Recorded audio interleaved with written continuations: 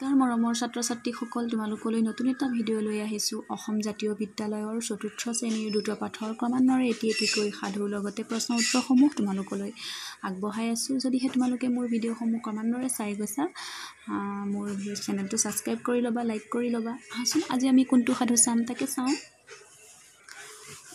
আহাচোন আমি যিটো সাধু আনিছোঁ 11 নম্বৰ সাধুটি বুদ্ধি অ শিয়াল। আমি সাধুটিৰ মূল অংশটোলৈ যাওঁ, কিনো আছে তাকে চাওঁ।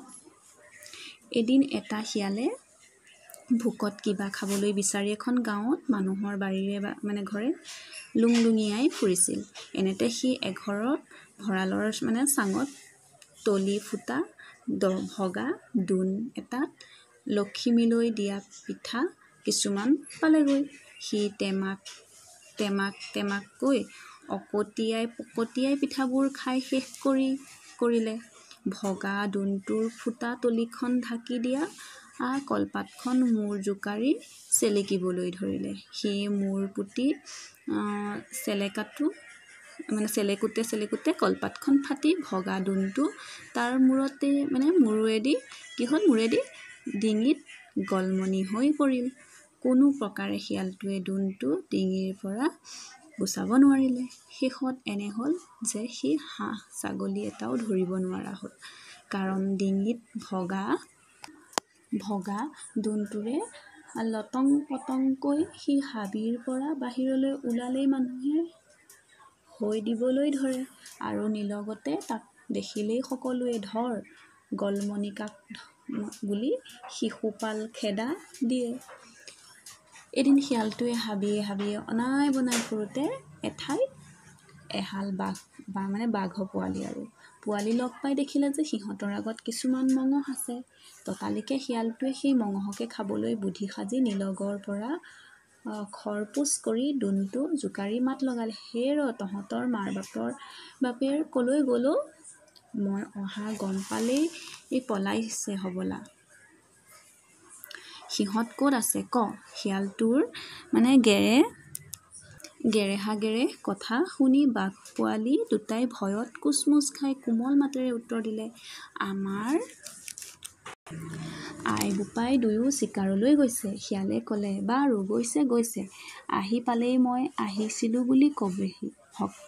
চাচোন তহঁতৰ বাপেৰে তাহানি এইটো দোণেৰে মোৰ এদোণ ধান ধাৰে আনিলে।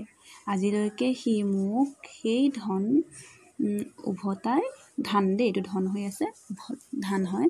উভতাই দিয়া নাই। মই আজি সৰহ পৰ ৰ'ব নোৱাৰোঁ। সি আহিলেই তহঁতে তাক এই কথা কবি। মোৰ ভোক লাগিছে, হে ৰ কিবা আছে যদি চাচোন, মই খাই যাওঁ।" শিয়ালে এইবুলি পোৱালি লৈ মাক-বাপেকে থৈ যোৱা মঙহখিনি খাই নিজৰ পেট পূৰাই গুচি গ'ল। নিতৌ বাঘ আৰু বাঘিনী চিকাৰলৈ গ'লেই শিয়ালে আহি পোৱালিকেইটাক ভাবুকি দি টিপতে সিহঁতৰ ভাগৰ মঙহখিনি খাই গুচি যায়। সেইদৰে ভালেমান দিন যোৱাৰ পিছত পোৱালিকেইটাই শুকাই গৈ চেৰেলা হোৱা দেখি বাঘিনীয়ে কথাটো টং কৰি চালে, "ইহঁত কিয় এনেকুৱা হৈছে? আমি ইহঁতলৈ থৈ যোৱা মঙহ আমি ওলাই গ'লে কোনোবাই সিহঁতক ফাঁকি দি খায় নেকি?" বাঘিনীয়ে এইদৰে ভাবি গিৰীয়েকক ক'লে, "শুনিছানে বোলো, আজি তুমি পহু মাৰিবলৈ যাব নালাগে, ময়ে অকলে যাওঁ। আমি নথকাত ইয়ালৈ কোনোবা আহে নে নাহে চাবলগীয়া হৈছে। আজি তুমি লুকাই চাই থাকা।" এইবুলি সেইদিনা বাঘক থৈ বাঘিনী অকলে চিকাৰ কৰিবলৈ গ'ল। আন দিনাৰ দৰে সেইদিনাও বাঘ পোৱালিৰ আগত ভগা দোণ জোকাৰি ফাং-ফুংকৈ মঙহ খাবলৈ কাৰবাৰ কৰোঁতেই নিলগত লুকাই থকা বাঘে শিয়ালৰ কাণ্ড দেখি সকলো বুজি পাই হাউৰি মাৰি শিয়ালক খেদা মাৰি দিলে। টেঙৰ শিয়ালে কেতিয়াবা এনেকৈ সি ধৰা পৰিলে কি কৰিব সেই বুদ্ধি আগৰে পৰা আলচি ঠিক কৰি থৈছিল। সেই দেখি সি আগে লৰি গৈ দুফেৰেঙনীয়া গছ এজোপাৰ কেৰেপৰ মাজেদি সৰকি লৰ মাৰিলে। বাঘো কোবেৰে সেই কেৰেপৰ মাজেদি সৰকি যাব খোজোতেই কেৰেপত চেপা খাই থাকিল। বাঘে কেৰেপৰ পৰা ওলাবলৈ যিমানেই ছাটি ফুটি ধৰফৰ কৰিবলৈ ধৰিলে, সিমান টানকৈ তাত সি খাচ খাই চেপা খালে। বাঘৰ চিঞৰত হাবি তল ওপৰ লাগি পৰিল। মহ গৰু পহু আদি জন্তুবোৰ চাৰিওফালে ফিৰিঙতি ভাগাদি ভাগিল। বাঘৰ চিঞৰ শুনি বাঘিনীও লৰি আহি সেইখিনি পালেহি। শিয়াল অলপ দূৰতে থিয় হৈ আছিল। সি বাঘিনীক দেখি ক'বলৈ ধৰিলে, চাচোন তোৰ গিৰিয়েকক কেনে শালত দিলোঁ। লোকৰ ধন ধাৰলৈ আনি খুজিবৰ মন নগৈছিল, এতিয়া কেনে পালি? তোকো মাৰিম বাপেৰে।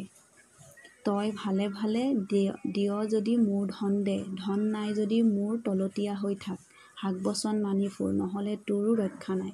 নিশ্চয় জানিবি, তোৰ পোৱালীকেইটাকো আজৰি কৰিহে এৰিম। এনেতে বাঘটো ধৰফৰাই মৰিলেই। বাঘিনীয়ে একো উপায় নেদেখি শিয়ালৰ অধীন হ'ল। সেইদিনাৰ পৰা শিয়ালে মুকলিমূৰীয়াকৈ নিৰ্ভয়ে পৰৰ মূৰত খাবলৈ ধৰিলে। সি বাঘিনীক চিকাৰলৈ পঠিয়াই ঠেঙৰ ওপৰত ঠেং তুলি ডকচি খায়। ইয়াৰ কিছুমান দিন পাৰ হৈ গ'ল। বাঘিনীয়ে চোং সলাবৰ হ'ল। বাঘিনীয়ে পোৱালি দুটাক লগত লৈ নৈ এখন পাৰ হৈ আন এখন হাবিলৈ যাবলৈ কাৰবাৰ কৰিছে।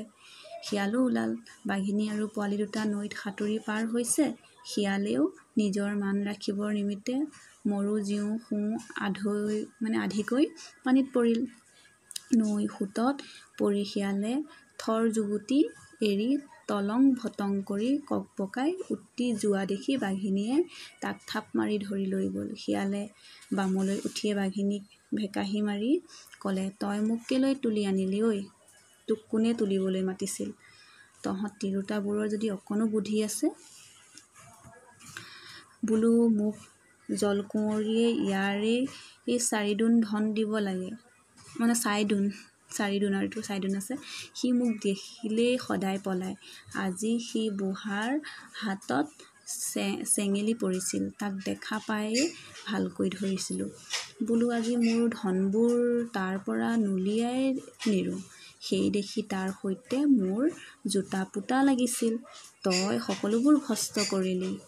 হয়, তইনো কিয় আগভেটা দি ধৰিছিলি কচোন? এইদৰে চল বুদ্ধি কৰি শিয়ালে নিজৰ মান ৰাখি আকৌ বাঘিনীৰ লগত ঠাই ল'লে। বাঘ পোৱালি দুটা লাহে লাহে জনা বুজা হৈ উঠিল। চিকাৰলৈ যাওঁতে সিহঁতে মাক আৰু শিয়ালেৰে সৈতে পাল পাতি ল'লে। শিয়ালৰ পালৰ দিনা শিয়ালে সিহঁতক নানা চলাহী কথা কৈ গা সাৰে। এদিন শিয়ালে এৰাব নোৱাৰি বাঘিনীৰ সৈতে পহু মাৰিবলৈ ওলাল। শিয়ালে বাঘিনীক ক'লে, মই পহুৰ প্ৰতি মুখতে থাকোঁ, তই সেইফালে গৈ পহু খেদি দেগৈ। পহু মোৰ ওচৰলৈ আহিলে আৰু ক'ত সাৰিব? শিয়ালৰ কথামতে বাঘিনীয়ে পহু খেদি দিলে, কিন্তু শিয়ালে পতিৰ মুখত দুবাংজুৰি পৰি থাকোঁতেই পহুৱে শিয়ালৰ পেটৰ ওপৰেদি লৰ মাৰিলে। গছকত শিয়ালৰ পেটৰ ছাল ছিগি গ'ল। পহু পলোৱাৰ পিছত বাঘিনী শিয়ালৰ ওচৰলৈ আহিল। শিয়ালে তাক গেঠাই গেঠাই ক'লে, শুনিছনে? হয়, শুনিছ। পহুটো এইফালে আহিলত মোৰ এনে হাঁহিটো উঠিল যে পহু ধৰা দূৰত থাকক, মই মোৰ হাঁহিটোকে ৰখাব নোৱাৰিলোঁ। ইমান সৰু পহুটো মই হেন বীৰক ধৰিবলৈ দিয়া হাঁহিতে মোৰ পেট ফুটি পেটুনাৰী ছিঙি ওলাই যাবলগীয়া হৈছিল। এইবাৰো শিয়ালে বুদ্ধিৰে জিকি আকৌ কিছুমান দিন বাঘিনীৰ লগতে বহি খাবলৈ পালে। এইদৰে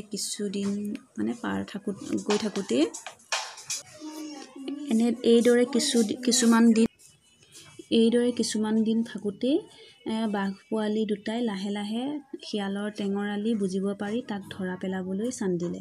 এদিন ৰাতি নিলগত আন শিয়ালে হোৱা দিয়া শুনি এই দোন পিন্ধা শিয়ালটোৱেও লোভ সামৰিব নোৱাৰি হোৱা দিবৰ মনেৰে ওচৰৰ পৰা আঁতৰি যোৱাত বাঘ পোৱালি দুটায়ো তাৰ আঁতিগুৰি ল'বলৈ সি নেদেখাকৈ মনে মনে তাৰ পিছে পিছে গৈছিল। আৰু যেতিয়া সি আঁতৰ হৈ নিশ্চিত মনে হোৱা দিলে, সিহঁতে তাক ধূৰ্ত শিয়াল বুলি মনত খুকুৰি নথকাকৈ জানিব পাৰি একে চোচাই খেদি নি ধৰি ঠেকেচি মাৰি পেলালে।